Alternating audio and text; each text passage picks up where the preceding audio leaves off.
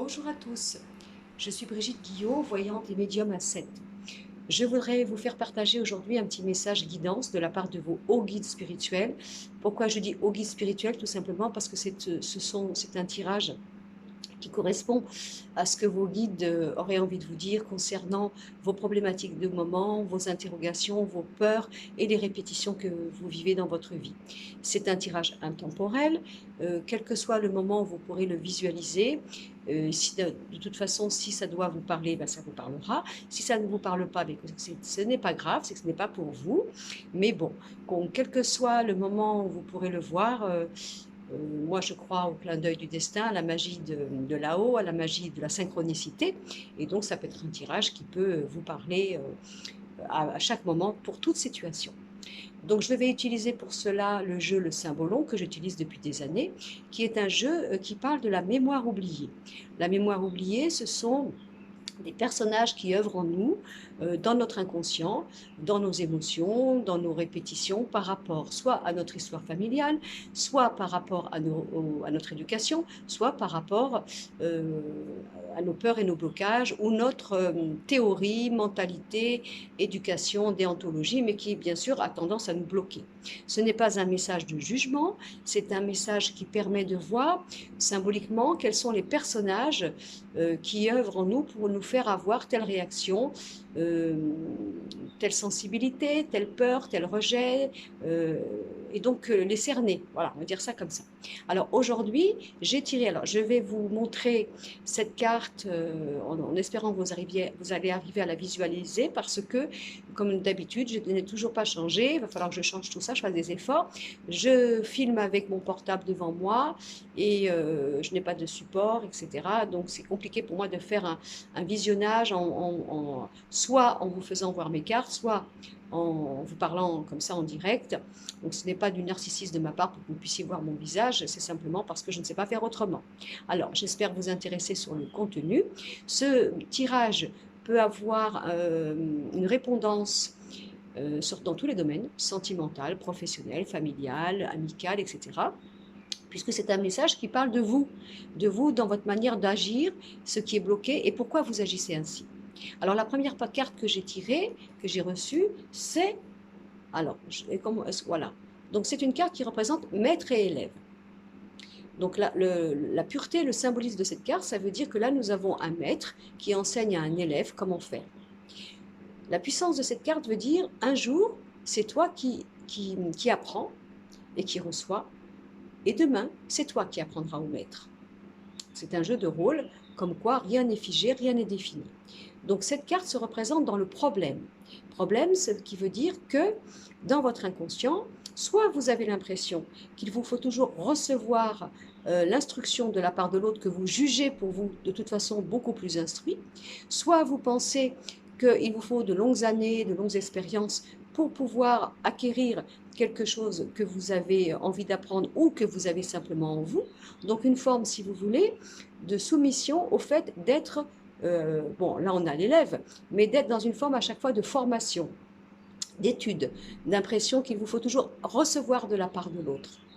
Alors ça peut être aussi considéré comme une mémoire intérieure qui dirait que c'est vous qui avez envie d'enseigner, vous devez être le maître, alors pour des raisons, comment vous dire, bien sûr abîmées, hein, au niveau de vie antérieure, de mémoire familiale, d'éducation, quoi que ce soit, de vécu, d'expérience, parce que parfois lorsque nous avons vécu une expérience douloureuse, voire plusieurs, on décide de changer, on fait tout ça. On se dit, bon alors là j'ai compris, je vais changer, et donc je vais devenir différent. Le but de devenir différent est très intelligent, à condition de ne pas s'enfermer dans une forme de prison, dans une forme comment vous dire, de quelque chose de caustique, de quelque chose de rigide. Hein, le but de l'évolution, c'est d'apprendre la leçon, mais en gardant dans son âme la richesse de son cœur et de ses capacités. Donc cette carte représente maître et élève. C'était la première carte qui est venue. Et lorsque je fais un tirage, je sors toujours 3 cartes. La première carte correspondrait, soi-disant, au personnage qui œuvre en vous et qui vous bloque. Donc là, il y a une mémoire, si vous voulez, soit de croire qu'il vous faut apprendre longtemps et vous n'êtes jamais assez prêt pour pouvoir vous sentir accompli de savoir, de faire, et d'avoir toujours l'impression qu'il faut quelqu'un qui vous enseigne ou qui soit supérieur à vous. Dans le milieu professionnel, si vous aviez donc cette énergie abîmée à l'intérieur de vous, vous seriez un excellent exécutant pour un patron, sans jamais oser vous mettre à votre compte, par exemple. D'accord? Si c'est pour autre chose, le sentimental, impression qu'il vous faut rencontrer quelqu'un que vous allez juger soi-disant supérieur et plus dans la connaissance que vous, parce que soi-disant, vous auriez beaucoup à apprendre de la vie. Et que ça serait donc l'autre qui devrait se proposer en instructeur. Donc ça, c'est le problème, le blocage. Je vais rechercher donc la deuxième carte. Cette carte est un chasseur, je ne sais pas si vous la voyez bien, pardon, qui chasse une licorne dans son jardin. Et pourtant, la licorne est magique. Elle est magique, la licorne, c'est une légende de conte de fées.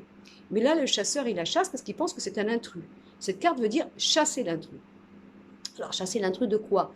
Chasser l'intrus en soi, de croire que nous sommes toujours un élève et donc inintelligent, pas assez instruit, pas assez rempli, on va dire l'éternel étudiant, ça c'est symbolique, hein, l'éternel étudiant, je crois qu'il me faut encore apprendre de longues années pour être sûr de pouvoir proposer ce que j'ai appris, ce que je sais, d'une manière performante et parfaite. Ou alors, si on prend la première proposition comme quoi on croit que nous devons être toujours au top, celui qui apprend, qui enseigne, bien entendu parfait, de peur de se sentir fragilisé ou dans l'erreur parce qu'on n'aurait pas été celui qui sait tout, alors ça veut dire chasser l'intrus. Chasser l'intrus de cette énergie qui vous fait croire que vous devez toujours soit être expérimenté pendant de nombreuses années ou croire que ce sont les autres qui savent mieux que vous, ou alors de croire que dans n'importe quelle situation, il faut que ce soit vous qui enseignez pour être sûr d'avoir l'impression d'être libre, d'être enrichi pour l'autre, et bien entendu, la peur derrière tout ça, c'est de recevoir. Parce que recevoir, ça voudrait dire je m'affaiblis, comment vous dire, je suis dans la soumission ou dans la redevabilité. Vous voyez toutes les notions qu'on pourrait avoir par rapport à cette peur de ne pas être le maître. Je ne suis pas le maître, donc je suis en fragilité, donc je suis en incapacité, donc je suis en danger. Donc travailler, chasser l'intrus, c'est ça. Alors chasser l'intrus, troisième carte que je vais aller chercher. Et là, elle est formidable, cette carte-là, parce que je ne sais pas si vous la voyez, c'est une femme qui compte ses sous, elle a plein d'argent sur la table, et elle est dans une maison, enfin dans une pièce où tout est pauvre. Il n'y a pas de télévision, il n'y a pas de fleurs, il n'y a pas, si vous voulez, de confort. Elle a seulement dépensé quelques petites pièces pour mettre des barreaux à ses fenêtres, justement pour ne pas qu'on vienne lui voler son argent. Donc cette carte dans le symbolon s'appelle vulgairement, on va dire, la radine ou le radin. Mais ce n'est pas le radin, la radine au niveau de l'argent. Ça veut dire que c'est une personne qui n'utilise pas ses richesses à elle pour pouvoir justement aller chercher en elle son meilleur et s'offrir le confort. Le confort, alors bien sûr, de la vie, le confort d'une aisance de croire en elle, et donc de pouvoir, elle ou lui, hein, je parle bien sûr, des fois je me surprends à parler beaucoup au féminin, c'est pas du sexisme, mais bon, il faut que je me reprenne. Donc en elle ou en lui, au niveau de ses richesses intérieures. Donc moi, le tirage que je vois là, c'est quelqu'un qui croirait qu'il lui faut de longues années, de longues expériences, d'être enseigné par l'extérieur en prêtant aux autres le fait qu'ils sont les maîtres, qu'ils sont supérieurs à elle ou à lui, pour pouvoir enfin oser un jour sortir ses propres richesses. Ça peut être aussi l'interprétation que quelqu'un croit, c'est même pas ça. Vous savez, des fois, on ressent qu'on a des capacités, des richesses, des facultés en nous, mais dans ce jeu-là, ça pourrait faire croire qu'il faut que malgré que nous ayons quelque chose de naturel de notre naissance, un don, une faculté, qu'il faudrait de toute façon que ce soit l'autre qui nous montre comment faire. Est-ce que notre capacité première est bonne? Comment l'utiliser? Et donc écouter les conseils des autres pour mettre à profit nos propres richesses intérieures. Donc ce jeu veut dire, en gros, tu n'as pas besoin des autres pour ressortir en toi ce que tu es. Ne crois pas qu'il te faut réfléchir, penser, comment je pourrais vous dire, alors attendez, j'ai pas tout à fait le mot, être méticuleux, voilà, méticuleux dans tout ce que tu as à l'intérieur de toi pour le mettre en vie, pour le mettre à profit. Ne crois pas qu'il te faut encore réfléchir à vitam aeternam pour penser que ce que tu es, ce que tu crois pouvoir faire, ça peut être par exemple quelqu'un qui veut se mettre à son compte. quelqu'un qui a envie d'être artiste, d'être créatif, quelqu'un qui a envie d'écouter en soi ce qu'il est, mais qui croit qu'il n'est pas prêt. Et qu'il lui faut soi-disant des gens qui sont supérieurs à lui, qui auraient plus la connaissance que lui ou que elle, pour pouvoir peaufiner ce qu'elle ressent ou ce qu'il ressent à l'intérieur de lui, qui sont déjà des facultés de naissance, des dons, on va dire ça comme ça, mais que c'est l'autre qui devrait lui montrer le chemin pour savoir exactement comment le mettre en place. Et si c'était le contraire, par exemple, hein, à cause de mémoire, si vous voulez, où on a été, moi j'aime bien ce mot-là, le nègre de l'écrivain. Le nègre de l'écrivain, si vous voulez, c'est la légende qui fait que c'est... Alors le nègre, excusez-moi de l'expression, ça ne se dit plus, mais enfin c'est l'appellation qui était comme ça. C'est l'esclave qui va écrire le livre, mais il n'en aura pas le monopole. C'est celui qui lui commande le livre qui aura la gloire et la renommée. Donc là, on vous dit, ne sois plus le nègre de l'écrivain. Pour le côté, si vous voulez, je ne crois pas en moi, je pense que j'ai besoin de longues études, de conseils de la part de l'extérieur, que les autres sont plus expérimentés que moi, plus habiles, et que pour faire ce que je crois faire, alors il me faut toujours apprendre.